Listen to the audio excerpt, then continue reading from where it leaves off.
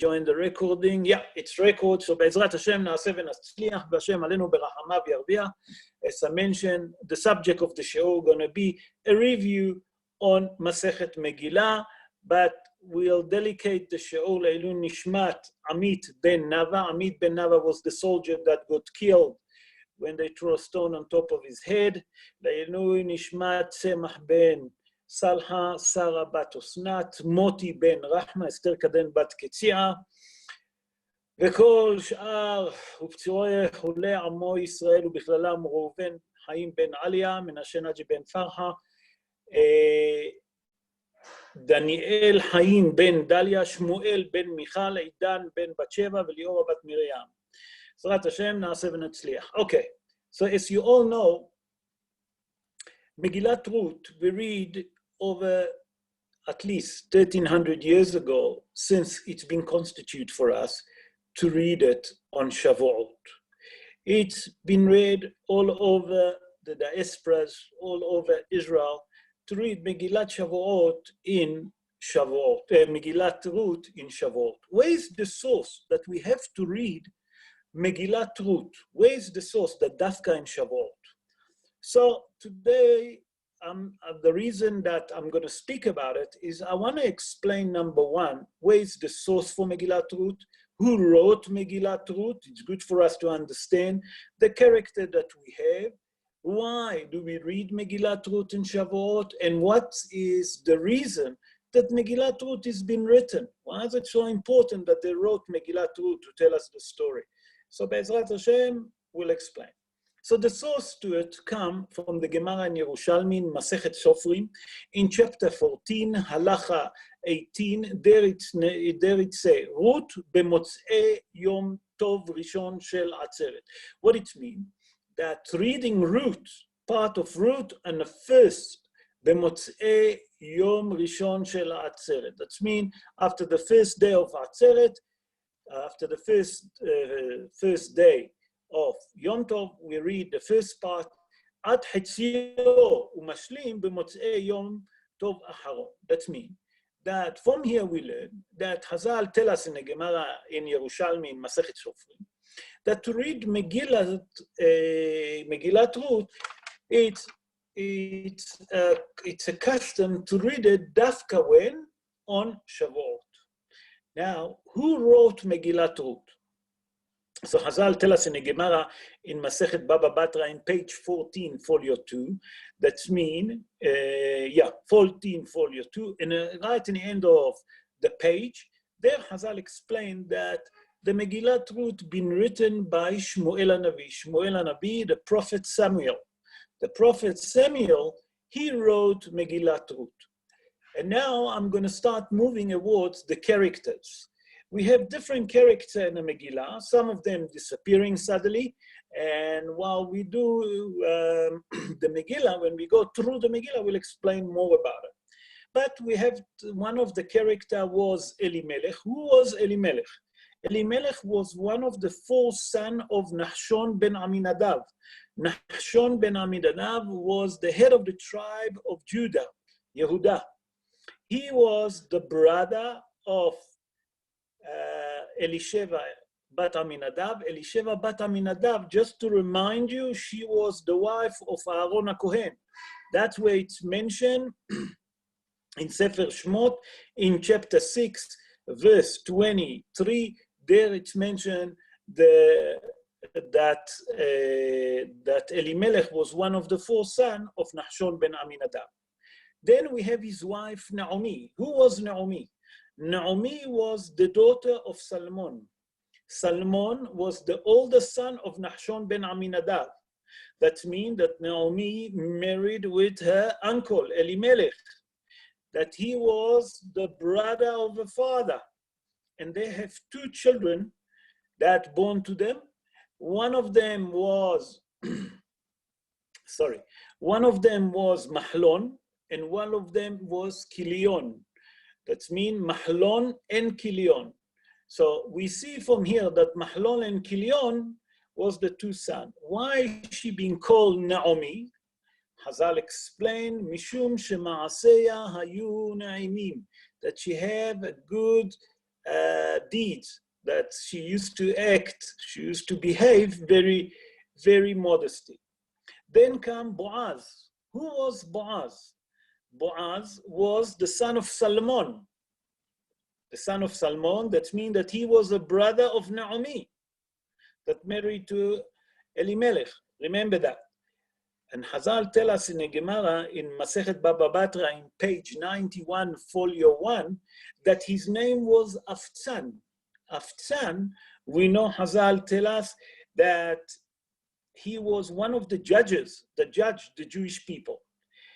Now, Boaz have two wives. Boaz have, from the first wife, he have 60 kids. Listen to that, 60 kids. The Gemara in Masechet Baba Batra in page 91, folio 1, there it's brought, and also in Sefer Shoftim in chapter 12, between verse 8 and 9, there they explain that he had many kids. He had 60 kids, 30 boys and 30 girls. That's from the first marriage. All of those children died while he was alive. Now, Boaz lived for 300 years. Rabotai, Boaz lived for 300 years.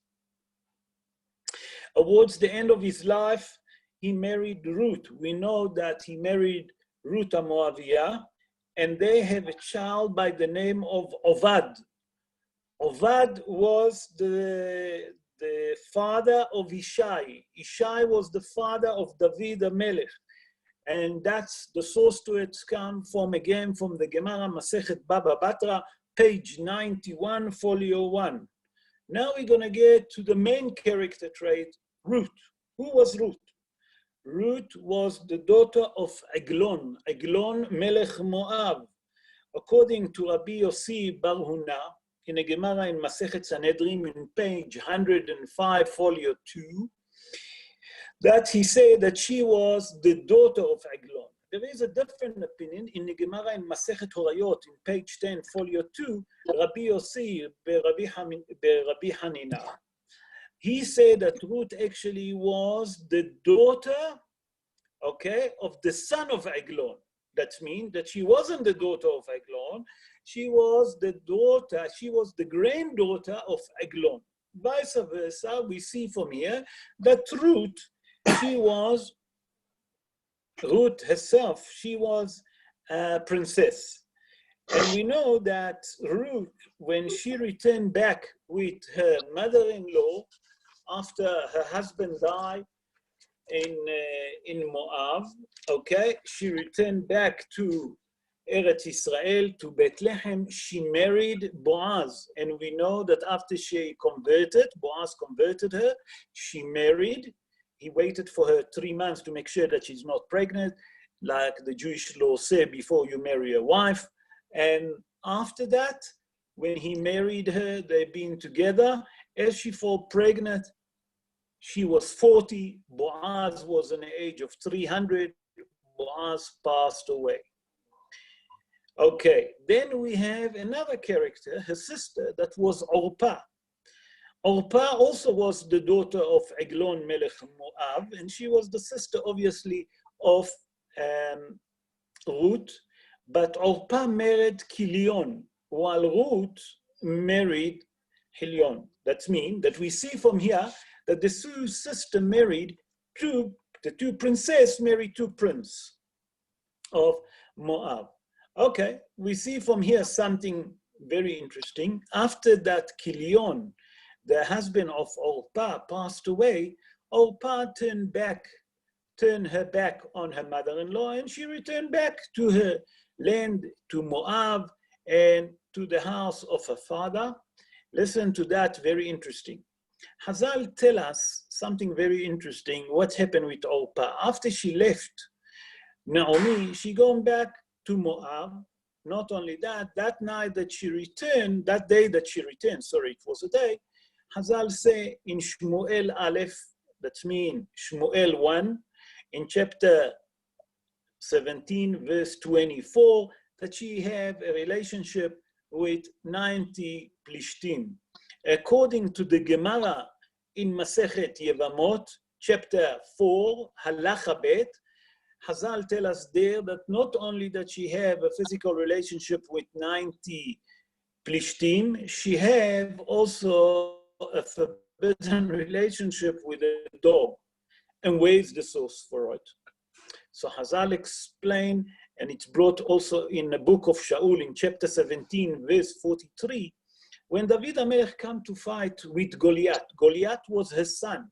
She married to have 4 giant kids that was very strong, and Goliath was one of them. Goliath, that means Goliath.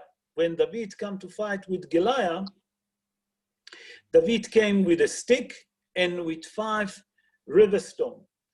And we know the story that David HaMelech, when he hold the 5 stones, he says Shema Israel, and in the end he says Hashem Elokeinu Hashem Echad. That's what we say along Echad. All the 5 stones turned to one, and when he threw the stone, he hit his head. He hit his forehead of Goliath, and Goliath fell. But when he came, Goliath was laughing on him. Goliath was saying to David, tell me, are you coming with a stick to hit me like a dog? What do you think, I'm a dog? So from here, Hazal learned in the Gemara that his mother have also a relationship with a dog, not only with 90 men. So from here, we see who was Orpah. So we see here, that's all the character, the main character that there is in Megillat Ruth. That there in Megillat Ruth, we're learning something very interesting, that all those characters, that part of it, we're going to learn about them, please God, next week. Some of them not. We're not going to speak about all of them because somewhere along the Megillat Ruth, they disappear. But let's understand, when was the period of Megillat Ruth? When is it happen? When is the story of Megillat Ruth happen? So we know that it was in the time of the judges. Vayhi b'yimei shvot hashoftim. It was in the time of the judges. When was the time of the judges? The time of the judges was straight after Yeshua bin Nun passed away.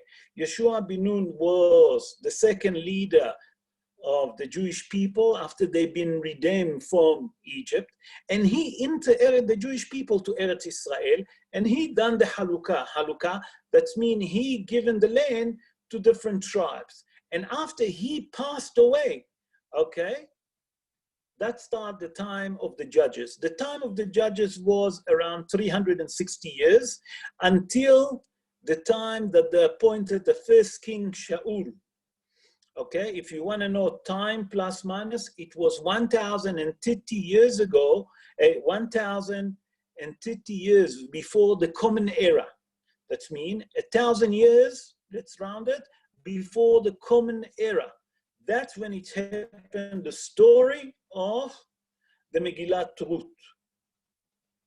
The period that it took over, okay, the time of the judges was full of trouble for the Jewish people. Why?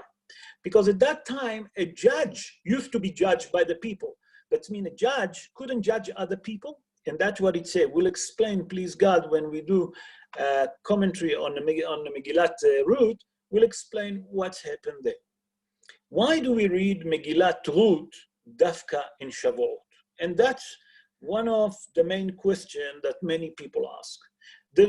I'm going to bring 5 or 6 ideas, but I promise you there is many, many more, but we can't bring them because the time is short. So I'm going to explain why do we read Ruth in Shavuot. But before, I'm going to give time for some of you to ask questions. If anyone have any question, please unmute yourself and ask question before I continue.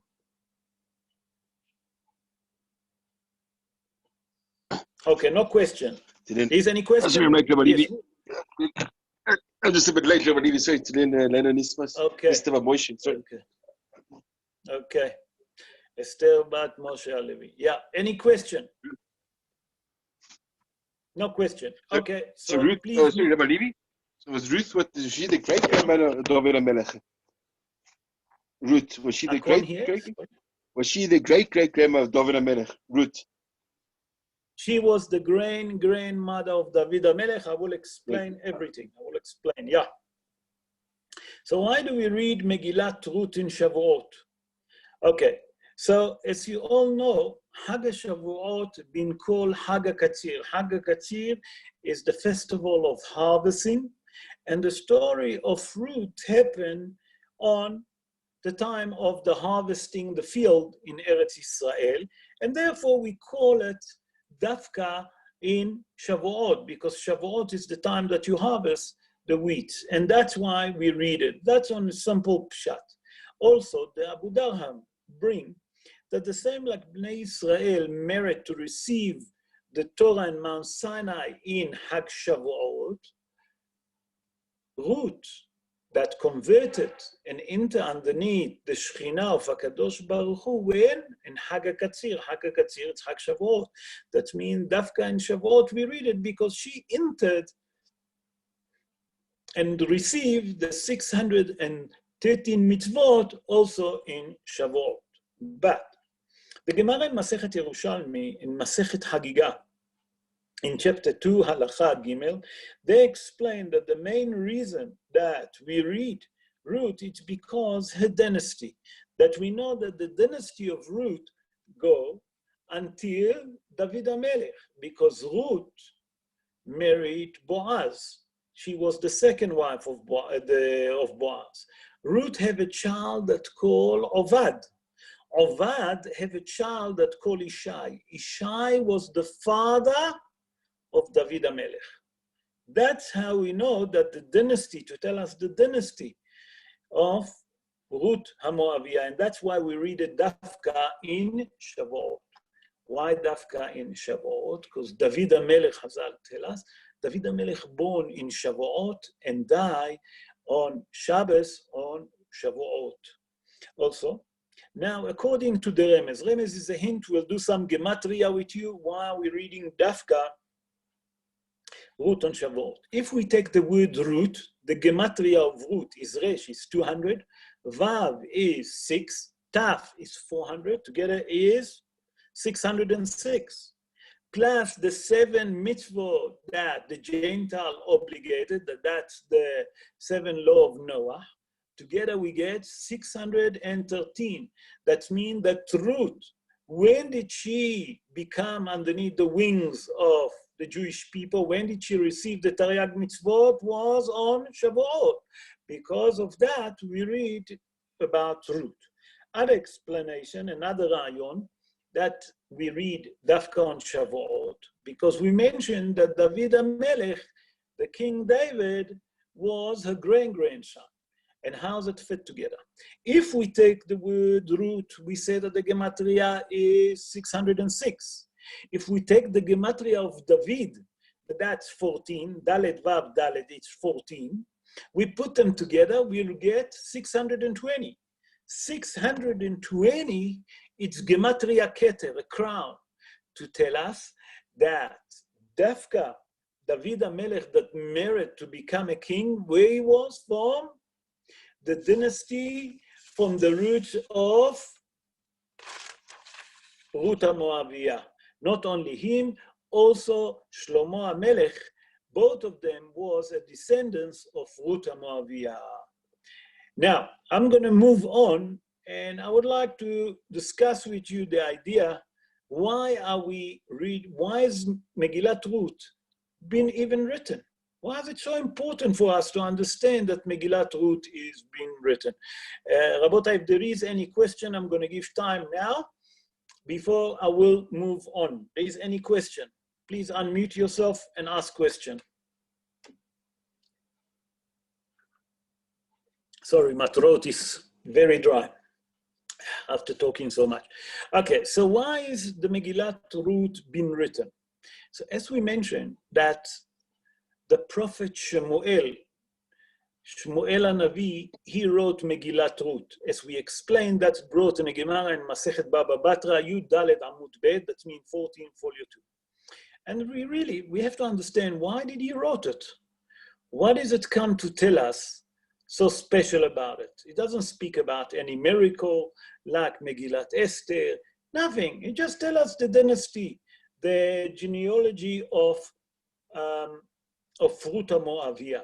Why? Why is it so important? So what's happened, it starts like this.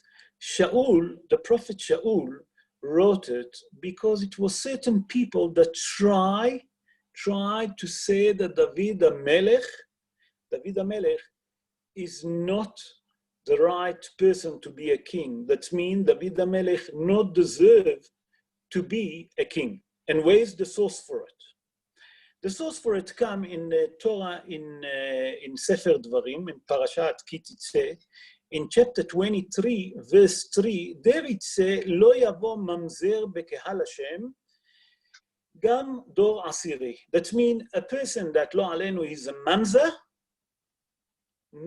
A mamzer is a bastard, not allowed to marry anyone from the Jewish people, even 10 generations later.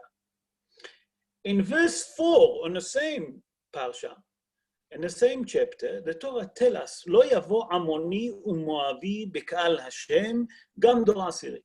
There the Torah tells us that Ammonite and a Moabite cannot enter the Jewish nation even 10 generations later on. And Shaul HaMelech, that was in that time, Shaul HaNavi, the prophet Samuel that was in that time, so that was certain people that starting to debate, maybe David HaMelech is not the right king. That means maybe David HaMelech is mamzer, and I'll get to it right now. And also, some people said that David HaMelech was that David HaMelech was a Moabite. And we know that there is halacha, the Torah tells us, that a Moabite cannot join the Jewish people. Came Shmuel HaNavi, the prophet Samuel, that was Sanhedrin Gdola. What is Sanhedrin Gdola? Sanhedrin Gdola is, there is 70 members or 71 members. There is a mahloket amongst the poskim. What is Sanhedrin Gdola? There is 71 judges or 70. Vice versa, we're talking. Sanhedrin Ktana, it's 23 dayanim. And he paskin halacha that David HaMelech, a matter of fact, is not a Moabite. Why? Because the Torah tells us in Sefer Dvarim, in Parashat Kititze, Moavi. What it means, Moavi? Moavi is a male, not Moavia. And we know that Ruth was a Moabite. But Hazal explained there that Moavi velo Moavia. That means that all the halacha that we're saying, that a male not allowed to get convert, but a woman are allowed to convert. And why? Why is that? Because Hazal explained what's the difference between the male and the female. How come that you allowed a male to get married, to convert, a female to go convert, and a male not allowed to convert to Judaism? Why is it?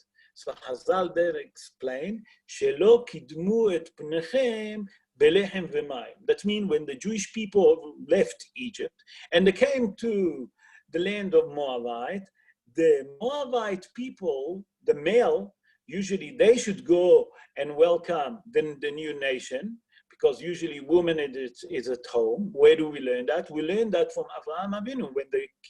When the angel came to visit him, they said to him, "Where is your wife Sarah?" What did he say? "Ba'oel, she's in a tent." So Hazal learned from here that who was supposed to give bread and water to the Jewish people after they left, when they get to Moab, to the land of Moab? The male.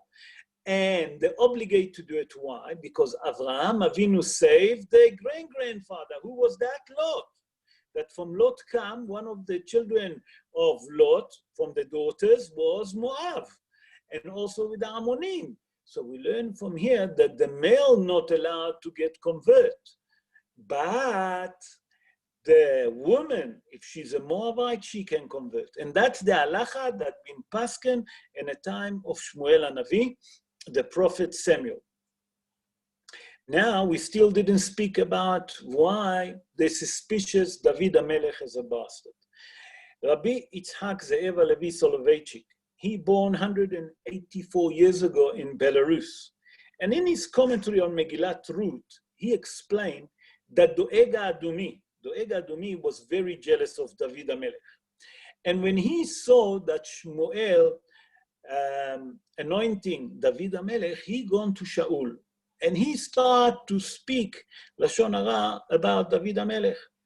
Because for many years, until the age of 28, remember that, until the age of 28, David HaMelech was being fought by his father and his brother, by his father Ishai and his brothers, that Chas v'Shalom is a mamzer. Why? What happened? Ishai, the father of David HaMelech, left his mother. Okay?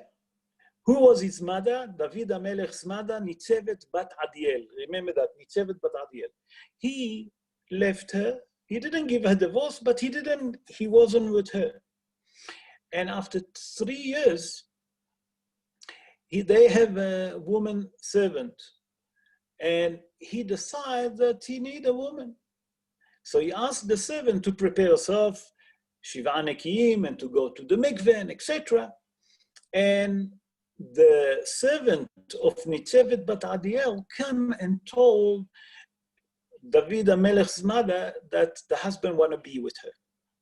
And what happened? That night they swap, and a matter of fact, the wife of Ishai, he spent the night with her. Okay. Then she fall pregnant, and after 3 months, everyone saw that she's pregnant. So Ishai was thinking that, as a matter of fact, his wife actually having Chas v'Shalom, a forbidden relationship, you know? And the child gonna be what? A mamzer.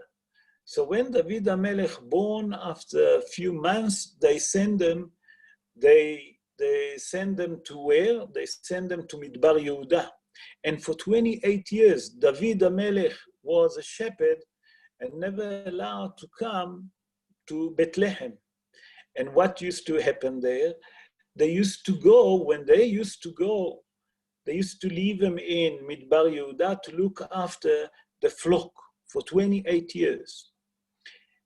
HaKadosh Baruch Hu told Shmuel HaNavi, listen, now it's time to get a new king. Why? Because Shaul, the first king of the Jewish people, didn't kill the Amalek. Because he didn't kill them, he make Avera. And HaKadosh Baruch Hu asked Shmuel HaNavi to go to the house of Ishai. And they from the descendants of Yehuda. And Yehuda was a king, we know. He said, go to the house of Ishai. And when Shmuel HaNavi came to the house of Yehuda, he said to Ishai, Dvar Hashem li elecha. I have a message for HaKadosh Baruch Hu. HaKadosh Baruch Hu want to anoint one of your sons to be a king. And there it's shown in Sefer Shmuel, it's explained that the Ishai said to his son, each one of his sons to come. And HaKadosh Baruch Hu used to tell Shaul HaNavi, those not the one, those not the one, those not the one. When it's finished, he said to him, don't you have any more kids? He said, no. He said, it have to be, you have to have another kids. Chazal said that Ishai was now realized, was thinking that the embarrassment going to be revealed, that David HaMelech is a mamzer. That means that Ishai have a mamzer. He said, no, we have a little child that he's the one that looking after the flock in Midbar Yehuda. HaKadosh Baruch Hu told Shmuel HaNavi to tell Ishai to send people to bring David HaMelech. When David HaMelech came and he stood in the front of Shmuel HaNavi, listen to that, what's happened? The jug of oil immediately, before he even poured it on the top of David HaMelech, it got full and he didn't almost have to anoint him. He did anoint him, but he just poured by himself when he saw David HaMelech. So David HaMelech became a king, and instead of Ishai and his brother was thinking that David HaMelech, Chas v'Shalom, is a mamzer, it's found out that David HaMelech wasn't. David HaMelech was the son of Ishai. David HaMelech was on the age of 28 when he stood up in the front of Shaul when he gone to fight with Goliath, just to give you a general knowledge. So what happened? Say Rabbi Yitzhak Ze'ev Levy Soloveitchik, he said that here, that the Ega Adumi wanted to disqualify David HaMelech from being a king. He spoke Lashon Hara about him to Shaul HaMelech, okay? Here been found out that the main reason that the Megilah been written by Shmuel HaNabi, the prophet Samuel, it's to prove that David HaMelech, number one, was not a mamzer. Number two, he wasn't a Moabite. He was from a descendant of a grandmother that was a Moabite, and she's allowed to convert.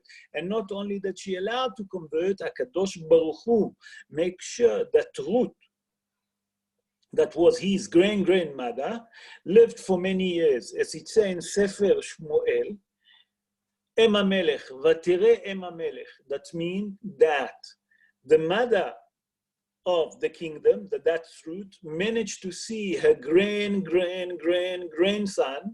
become a king. Number one, it was David HaMelech. After that was his son Shlomo. Shlomo was the third king of the Jewish people. After Shlomo came Rehavam, that was the son of Shlomo, that he became a king. And during his time, the kingdom of the Jewish people had been split, Malchut Yehuda and Malchut Israel. Anyway, vice versa, the main idea was that the Megillat Ruth been written is to prove that David HaMelech, number one, was kosher to become a Jewish person and to be a king. Number two, to show that he wasn't a mamzer, has v'shalom. And that's the main reason that Megillat Ruth been written by Shmuel HaNavi. So let me summarize everything. We learned today, Baruch Hashem, who wrote Megillat Ruth, where is the source for it, why do we read Megillat Ruth, we explain the character of Megillat Ruth, we explain why it was so important to write Megillat Ruth to prove that David HaMelech was the right person to become a king. I'm going to give time now for question. I'm going to unmute everyone. Give me 1 sec. Unmute everyone. Unmute all. Okay. Everyone is unmute. If there is any question, please ask. Do we read Megillat Ruth on the first day of Shavuot or the second day of Shavuot? Who's asking? Who's asking? Anthony Furman. Hi, Anthony. Anthony Furman. Hi, Anthony. Antonio. Very good, Antonio. Antonio, first of all, thank you for joining us. Okay. Thanks very much. When do we have to read a Megillat Ruth? Some people say on the first day, some people say on the second day. Not only that, there is a different mahloket. Anthony, listen to that. Should we say a brocha on the Megillat Ruth in Shehayanu? So lehalacha bim pasken, the Sfaradim and the Ashkenazim pasken, listen to that we do not say the brocha Shehayanu and not brocha to read the Megillah, we just read it. According to the Gaon Mivilna, the Gaon Mivilna pasken, that when we read Megillat Ruth, we should say the brocha and Shehayanu. Okay, any other question, Rabotai? Any question, Hilton? Guys, any question regarding the Megillah? Don't be shy. No one want to ask question? So that means that you all know everything. Okay. So Be'ezrat Hashem, Rabotai, we're going to continue. I'm going to prepare a shiur to explain Megillat Ruth, and we'll go through the chapters. There's not a lot of chapter in Megillat Ruth. Also, I want to tell you something that I want to share with you. You know, Megillat Ruth have 85 verses. 85 verses. That means the gematria of 85 is Boaz. The word Boaz is 85. And that's what it says that Hazal tell us in Tikkunei Zohar, in an introduction in page 17, folio 1, there the Zohar say, if you take the gematria of the word Boaz, it's 85. And how many verses there is in Megillat Ruth? 85. To tell us that the Megillat Ruth that we speak about is mentioned Boaz. Why Dafka Boaz? And many people, let me tell you another Hidush. Many people say, we know that Ruth was the wife of Boaz. Ruth was the wife of Mahlon. Mahlon was the son, okay, of Elimelech and Naomi. And they say that Ruth, on one stage, they was thinking that she had a din of kind of Isha Katlanit. Isha Katlanit is a woman that if you marry her, whoever marry her, Lo Aleinu passed away.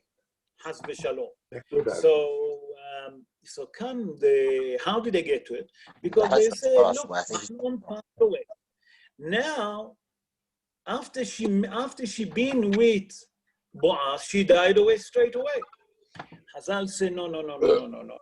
The main reason that Boaz lived so many years just to merit to have a child from Ruth, and that child will start the dynasty of the kingdom of the Jewish people. So from here we learn that the gematria, according to the Zohar, Tikkunei Zohar, remember Tikkunei Zohar in page 17, folio 1, in Hagdamot, it means the introduction to the Zohar. There the Zohar said, take the gematria of Boaz is 85. Compare it to the verses that there is in the Megilah, it's also 85. Why? To tell you that Boaz lived many years. Why did he live many years? Just to be with Ruth, and Ruth gonna fall pregnant, and from that gonna start the dynasty and the genealogy of the kingdom of Malchut Bet David. We follow, we understand that. Any other question regarding the Megillat Ruth, Rabotai? No question. Okay, so Be'ezrat Hashem, I will make another shiur. I'll hope Be'ezrat Hashem to prepare a shiur for this coming Thursday. On Parashat Bamidbar, because we're going to start the new book of Bamidbar. And if anyone have any question, you can ask. Do we always read Bamidbar before Shavuot? I didn't hear it. Say again. Do we always read Bamidbar before Shavuot, just before Shavuot? That's right. Isn't it? Sometimes not so, isn't it, Rabbi? Sorry? Sometimes it's not so as well, Rabbi. Depends on the leap year. It depends, yeah. It depends. Not always it's fall on Bamidbar. Not always. Sometime before, sometime after, yeah. Yeah. Thanks. Okay. Stephen, what did you say, Stevie? I didn't hear. Stephen, what did you say? Did you say anything?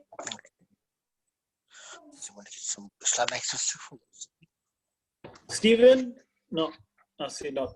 Okay, guys, thank you very much. Thank you for your time. I hope that you enjoyed. We had some review about the Megillat Ruth. I hope that you're ready with that. So when we read Megillat Ruth, you'll understand the character, you understand what is the Megillah all about. To wish you all a safe evening and a good evening. Look after yourself and we'll be in touch.